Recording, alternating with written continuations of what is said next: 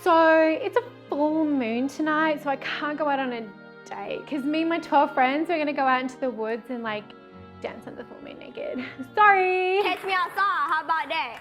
Dating and being a witch can be an absolute minefield. Run. Oh, hi hun. I was just doing some cleaning up. I'm here to help you witches embrace your inner power and not lose yourself in those romantic entanglements. Hi my fuzzy bumblebees, it's Ethony and welcome back to my channel. Now I'm sure this has happened to a lot of you 21st century witches. You are just matched with this cute, flat out gorgeous person. You're flirting, you're maybe even sexy texting, and then they find out that you're a witch.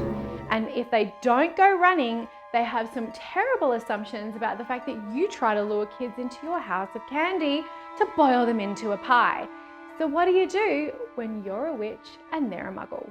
Dating online is simply the way we meet people nowadays. So if you're a witch, how much do you advertise your craft on dating apps? For example, do you put that you are a witch or that you are deeply spiritual or Wiccan in your profile? Do you have photos that would absolutely out you out of the broom closet in a nanosecond? And do you broadcast your zodiac sign and go into depth with that in regards to your matches online? It really all depends on the vibe that you want to give off. I find for myself that I prefer someone to get to know me before I actually get them introduced to my craft. Why do I do this when I'm completely out of the broom closet and a very public witch? It's simple. I am who I am no matter my practices or belief. They are an aspect of myself. I want someone to see past their preconceived ideas and notions and understand and get to know and maybe even like the person that I am, and to understand that my witchcraft is an extension of that. As a matter of fact, one of the reasons why I am the person I am is because of my craft. And if they can see it from that lens, then the title witch or witchcraft doesn't mean anything negative to them. I'm a weirdo. I'm a weirdo, but I watch Disney movies. I'm not exactly like Cruella de Vil. Always remember that your beliefs require nobody else's validation or belief in them. I have dated people who are absolute skeptics and also atheists. And you know what? I don't need to recruit anyone, nor do I need to change their mind. The biggest thing is respect. And if they don't respect me and my beliefs, then I simply unmatch them and walk away. One important thing that I recommend to anyone who is about to dive into the murky waters of online dating is to know what your deal breakers are straight away. Bruh. How involved do you want your partner to be in regards to your spirituality? How accepting do you want them to be? Do you want your witchcraft and your own spiritual practice to be completely separate from your personal relationships? Do you want your future partner to go with you to Sabbats and public celebrations? Do you want them to understand that you have got things on every full moon and that you can't stay at home and watch Netflix with them? Are you cool with them just accepting it? Do you want them to actively support it? And do you want them to take an active interest where they read your books and fully understand who you are as a witch? Another tricky aspect when it comes to being a witch and dating is the other person's family.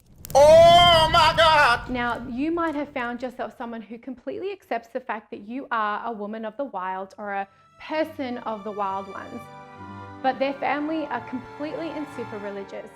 That is nothing that you can change. So are you going to be happy going back into the broom closet every time you're at family gatherings? For me personally, that's not a deal breaker. I can't change somebody else's mind, nor generations of tradition when it comes to religion in other people's family. I can, however, be respectful in their space.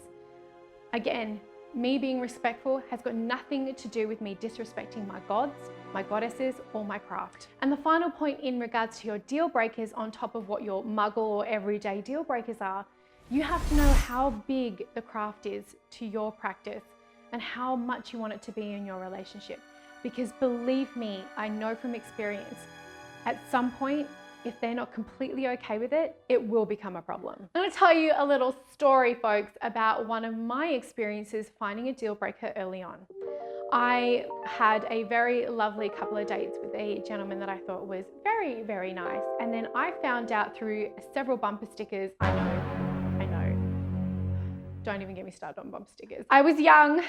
I found out with the bumper stickers on the back of his car that he was super duper duper religious, to the point where I'm pretty sure he would throw a Bible at me and run the other way if he found out that I was a witch. For me, that was an absolute deal breaker. Bye-bye! Don't let the broomstick kick you on the way out. Oh, hell no! I am not about to try and validate myself to somebody that I know is not going to change their mind. They also said a couple of things peppered out throughout our dates that I thought were a little red flaggy on the religious side. So that was for me a really, really good example of cutting it loose as early as possible and not trying to make it work with someone that is truly not compatible with you. And that is the tea. Remember, this is what I say all the time. I do not run after buses, trains, or boys, because there's plenty more where that came from. You should do it too. Or people, or girls, or aliens, space aliens, fairies, whoever you with. Anyway, don't run after them. Not worth it. You might sprain an ankle. Why would you want to sprain an ankle? You know that D's going to be bad. So now I want to talk about some of the pros and cons of being really out of the broom closet, if it is safe for you to do so, on your dating apps. Now, some of the pros include you really don't have to worry about having that conversation and coming out of the broom closet, whether it be a week, a month, a day, a text message, whatever it is. And you know, when you start to develop feelings for someone or start to feel a connection, that kind of worry about rejection is a real thing. And believe me, I have been rejected by people because they found out about my spirituality. It hurts like a mofo at the time, but you do end up getting over it. But there's definitely a risk there by not being completely open at the beginning. Another benefit is that Wicca and witchcraft are a lot more acceptable nowadays, and there's a lot more information out there about the craft. So the conversations have become a lot more open and easy because most people, especially those who are on dating apps, know how the internet works and have figured out a couple of things for themselves, or can even Google and find information about witchcraft easily. It's not like when you started to date back in the late 90s, early ZZs, honey. We had nothing. Not that I'm that old, but like, actually, am I? But you know what I mean? We had very little bookstores. We had dial-up internet. We had Angel Fire sites. It wasn't like now where you can find so much good information to help someone completely understand your point of view, or at least aspects of it. One of the biggest cons I find with being out of the broom closet and maybe advertising your witchy side on dating apps is that there still are so many misunderstandings and misconstrued ideas about what witchcraft is, and people can't see past that to the person that you are. The other issue is that you might find people who are attracted to you just because of your spirituality. Now remember, that is a very important thing, but I would rather find someone that I have a deep connection with outside of just them wanting to be with a fellow pagan or a witch or whatever it may be, because now you're just making your circle of connections so much smaller. We are not our religion. We are not our practices. We are people. And if we can see past those labels, that makes for a much more genuine and authentic relationship. Okay, so what do you do if you are in a relationship and then you discover the craft? If you are in a committed relationship or you start dating someone and then the calling of witchcraft finds you, and then you find out that your partner simply does not like the fact that you have started to collect all the accoutrement and sexy witchy things and starts to freak out on your ass. I'm going to give you an example of a long-term relationship that I was in many moons ago. Now, I'd actually found the craft and was a witch when I met this person, and we were together for 5 years. But this person had a massive issue more and more with my craft, the more involved I got with it, especially when I started to be a part of a coven. Now, it wasn't because I felt like I was changing, it was more that I was doing things outside of the relationship and empowering my life and leaving this person behind. Now, the thing is that was one of those deal breakers where it was like, this is actually who I am. I'm living my authentic self and my authentic life. I'm not giving up the craft for you, and I'm not giving up being a witch for you.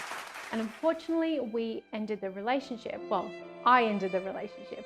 But sometimes these things are going to happen as people change and grow all the time. But never sacrifice who you are deep down for the sake of a relationship. Love will find you authentically in the end. Hey yo! So you found someone who is super cool with your beliefs, or is at least open to understanding what it is that you experience and practice and do. First of all, hooray! I have found that more people have been open to my beliefs than they have been closed, which is fantastic. So some of the things that you can do is show them some of your books, or show them some of your working spaces and explain to them why maybe your altar has meaning, or why you work with a certain deity, or your connection to nature and the divine. All of those things help that really grounded understanding of what it does for your life. Actions speak louder than words. So when you can show that your witchcraft practice and magic actually empower and enrich your life, the more comfortable they are going to be with it. You may also find that at the beginning there may have been a bit of like, I'm not quite sure, but through some time and research and maybe a few really lovely chats over coffee, they have become a little bit more aware and educated about the craft. But they don't actually ever want to be a part of it. They just accept that it is a part of who you are. And you know what? I would rather that any day than someone who is trying to force involvement in my witchcraft. Another personal example is another relationship I had where the person was completely okay with it, but never wanted to be a part of it. If I wanted to talk about a full moon ritual or a spell that I had done, or talk about energies and a reading, and I've always done tarot readings, so debrief at the end of the day or talk about an experience I had, they were completely there and open and listened. They didn't need to be a part of my craft, and that's actually how I prefer it. I can see something is really bothering you. Do you want a tarot reading? At the end of the day, you will find the right person for you if you have patience and faith in yourself, and do not settle for the first person who doesn't run when you tell them that you are a witch. Remember, the long game is always worth it in the end. Amen. Can I get it? Amen. Take me to church now. Amen. Take me to church now. So, have you had any memorable experiences in your relationships about being a witch? When did you tell your loved ones you were a witch and came out of the broom closet? I know you have those juicy stories to tell me, so let me know in the comments below. I want to hear it. I'm a witch, Harry. Oh my God, I wish I was married to Prince Harry. A girl can dream. Go and watch this video for more sassy witchy content. And hey, have you followed me on TikTok yet? Why not? I'm at Ethony. You know it, babes. And I'll see you all next time.